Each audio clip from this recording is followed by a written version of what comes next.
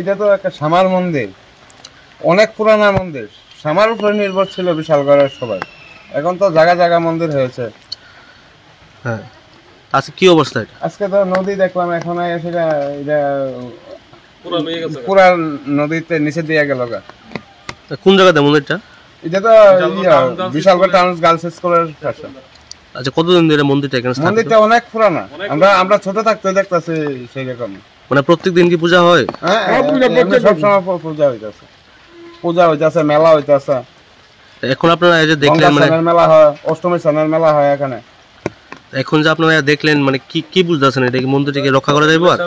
এখন তো এটা রক্ষা করানোর দরকার। বিধায়কের কাছে আমরা প্রার্থনা করুন। শ্যামাসাধুর মন্দিরটা আমরা অনেকের উপরে জানাইছি, এটা ঠিকভাবে হয়েছে না। এটা ওখানে ভাঙ্গাস কাপড় গেছে, কেন গঙ্গা স্নান, কীর্তন, অনেক কিছু অনুষ্ঠান হয় জায়গার ভিতরে। মানে কবে থেকে মন্দিরটা এখানে স্থাপিত হয়েছে? মন্দিরটা তো অনেকদিন ধরে এমন করে নিষেধা মারি নেই, আজকে তো হয়ে গেছে তার লাগে।